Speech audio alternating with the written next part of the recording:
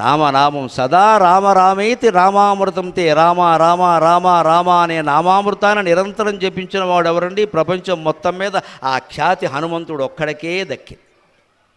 హనుమంతుడి జీవితంలో రెండు ప్రధానమైన విషయాలు, ఒకటి కర్తవ్యం, రెండు స్మర్తవ్యం. మనం కూడా అదే నేర్చుకోవాలి. ఇళ్లల్లో మనం ప్రశాంతంగా ఉండాలి అంటే కర్తవ్యం, స్మర్తవ్యం. మన పని ఏదో మనం చెయ్యాలి, మిగిలినప్పుడంతా జపం చేసుకుంటూ కూర్చోవాలి. ఎక్కడో అక్కడ జపం చేసుకుంటూ కూర్చోవడం, ఇంట్లోనే ఒక మూల ప్రశాంతంగా, అన్నిట్లోనూ వేలెట్టి కెలక్కూడదు. మనకు అవసరమైన విషయాలే మాట్లాడు. ఇంట్లో వాళ్ళు మాట్లాడుకుంటున్నా సరే మనకు అవసరం లేనిది మనకి ఎందుకు వచ్చింది? మనం వచ్చి హాల్లో కూర్చోవలసిన పని లేదు. మనకు గది ఇచ్చారంటే మరీ మంచిది, మనం వదిలేసారు ఏకాంతంగా సుఖంగా. అంతేగా నన్ను అందరూ వదిలేసారు అనుకోదు, అందరినీ వదిలి నువ్వు వెళ్ళిపోవాలి, ఇక్కడ ఇచ్చి తప్పదు అది. అందుకే వదిలేశారు ప్రాక్టీస్ కోసం. అలా సిద్ధపడాలి జీవితానికి. కానీ ఇలా వదిలేశారు అలా వదిలేశారు అనకూడదు.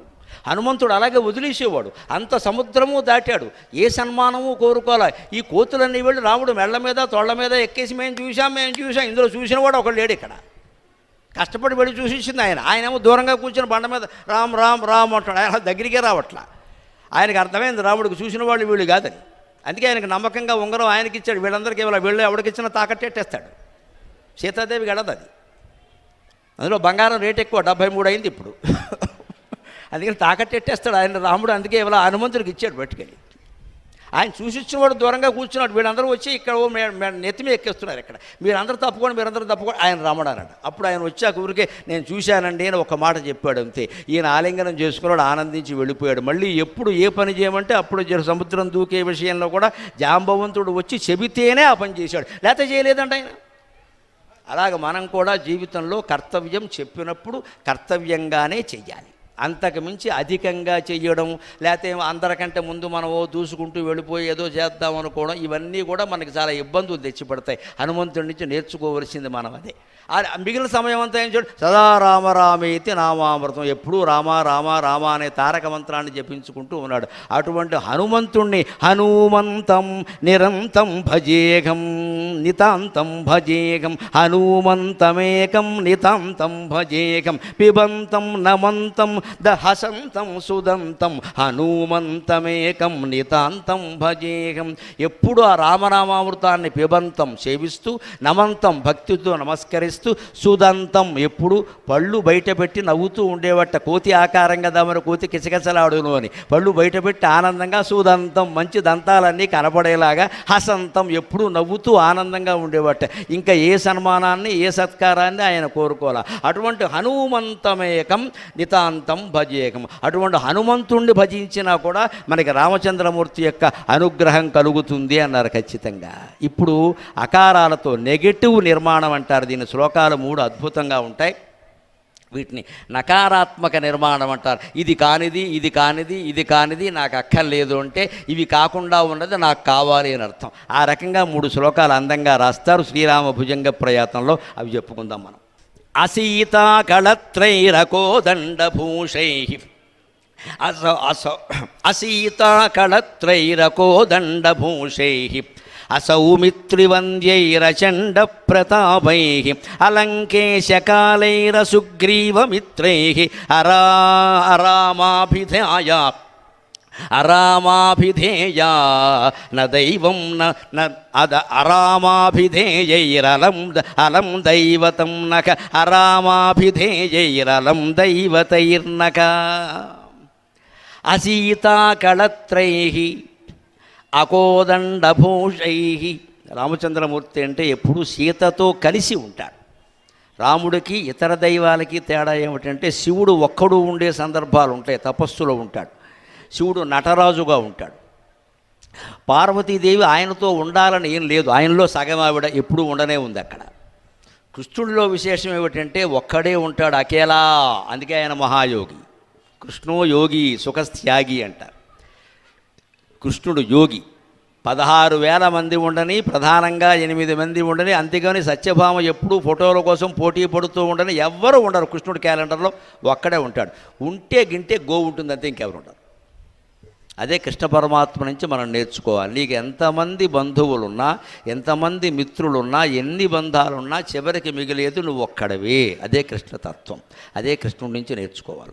అది దృష్టిలో ఉంటే ఏకాంతంగా ఉండడానికి సంతోషిస్తాం కానీ బాధపడం. ఏకాంతంగా ఉండడానికి సంతోషిస్తున్నామంటే మనమంతా కృష్ణుడంత యోగులం అయినట్టే లెక్క.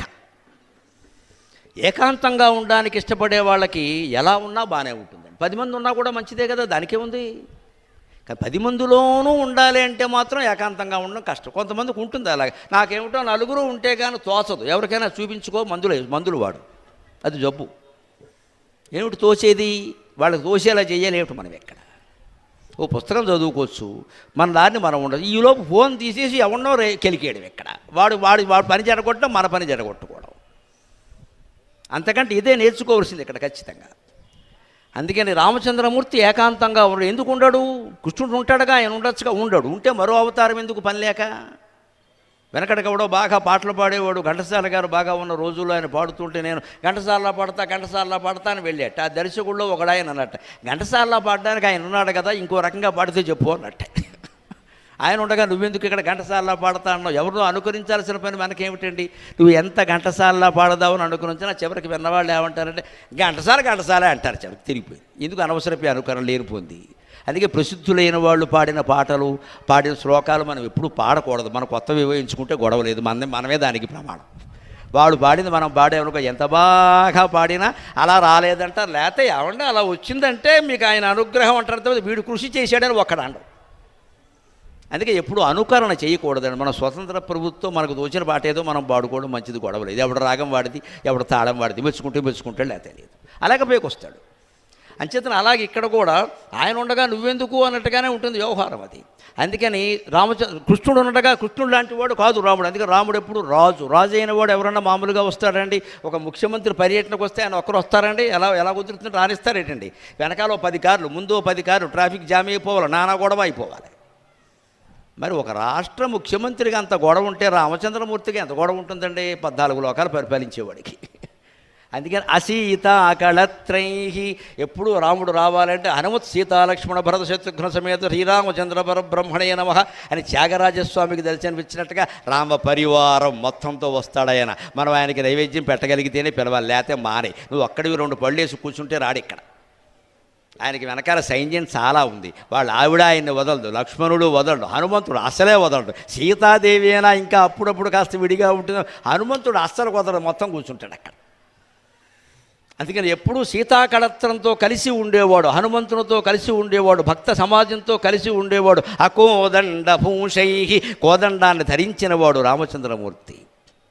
అసౌమిత్రివంజై ఆయన పరాక్రమాన్ని చూసి, చండ ప్రతాపాన్ని చూసి లక్ష్మణుడు ఆశ్చర్యపోయాడు. లక్ష్మణుడు సొంత తమ్ముడు. ఎప్పుడో తెలుసా? కరదూషణాదుల్ని వధించేటప్పుడు 14,000 మందిని ఒక్కడే చంపాడండి. Just in ½ an hour, 30 minutes వాల్మీకి రామాయణం ప్రకారం 14,000 మందిని కేవలం ధనుర్బాణాలతో 14,000 మందిని చంపాడు ఒక్కడే అరగంటలో. మరి లక్ష్మణుడు ఏం చేశాడంటే అప్పుడు ఏమన్నాడంటే, రాక్షస సమాజులు రకరకాలుగా ఉంటాయి, నువ్వు మీ వదిన గారిని తీసుకుని ఆ కొండ గుహలో ఉండవయ్యా లక్ష్మణ, ఆవిడకి కాపలాగా నువ్వు అక్కడే ఉండు అంటే, అన్నయ్య వాళ్ళు 14,000 నేను చూసుకుంటాను కదా, నీకెందుకు 14 ఏళ్ళు ఎందుకున్నావు ఇక్కడ, ఏడాదికి 1,000 వేసి పారేస్తారు పో అని చెప్పాడు. ఆయన లోపల గుహలో బయట కాపలాగా, లోపల ఆవిడ పెట్టి బయట కాపలాగా ఈయన ఉండమని ఈయన చూస్తుంటే 14,000 మందిని అరగంటలో లేపేసేసరికి లక్ష్మణుడికి తెలిసి వచ్చింది, దీనికి తమ్ముండు కాబట్టి సరిపోయింది, శత్రువునైతే నా పరిస్థితి ఏంటి, ఒక దెబ్బ మిగులుతాడా ఇంకా? అది రామచంద్రమూర్తి పరాక్రమం. అందుకే శంకరాచార్య అసౌమిత్రివంజై అచండ ప్రతాపై, తోడుబుట్టిన వాళ్ళు కూడా ఆశ్చర్యపోయినటువంటి పరాక్రమం అందడి. అసుగ్రీవమిత్రైరలంకేశకాలై, సుగ్రీవునికి మిత్రుడు. సుగ్రీవునికి ఎందుకయ్యాడో ఇందాక చెప్పుకున్నాం, ధర్మం కారణంగా. ఆ అన్నదమ్ములిద్దరిలో ఉన్నంతలో ధర్మం. ఇప్పుడు కూడా మనం ఏదైనా ఓటు వెయ్యాలన్నా, ఏదైనా ధర్మం చెప్పాలన్నా ఇప్పుడు కలికాలంలో ఆలోచించేది ఏమిటంటే ఉన్నంతలో ఏది మంచిది. అతి స్వచ్ఛమైన పార్టీ ఎక్కడ దొరకదండి. స్వర్గానికి వెళ్ళి జలుటు. అక్కడ కూడా ఇంద్రుడు ఎలా ఉన్నాడో మనకేం తెలియదు. ఎక్కడ ఉన్నదాంట్లో ఏది మంచిది అని వేయడమే, అంతే. అలాంటి నిర్ణయమే మనం తీసుకోవాలంతే. అందుకంటే మంచివాళ్ళంటే నువ్వే దిగు రాజకీయాల్లో ఎవడవుతా, మరి నువ్వు దిగవాయ కూర్చున్నావు ఎక్కడ? మనం దిగిన వాడికి వెయ్యం ఎలా రాజకీయాలు మారతాయండి? ఉన్నంతలోనే మంచి వాళ్ళని ఎంచుకుంటూ ఉంటే క్రమక్రమంగా జల్లెల్లో ఒడ్లు వడబోసినట్టుగా సమాజంలో మార్పు వస్తుంది. ఖచ్చితంగా మంచి వాళ్ళకే వేస్తున్నారు జనం, పార్టీ కాదు వ్యక్తులను చూస్తున్నారు. మంచి వాళ్ళకి టికెట్ ఇస్తేనే వేస్తున్నారు. పార్టీ ఎంత గొప్పదైనా మంచివాడు కాకపోతే వెయ్యడం లేదు అనే ఆలోచన ప్రభుత్వాలలోనూ పార్టీల్లోనూ వచ్చి ఒక 10 ఏళ్లకైనా ప్రజాస్వామ్యం బాగుపడుతుంది.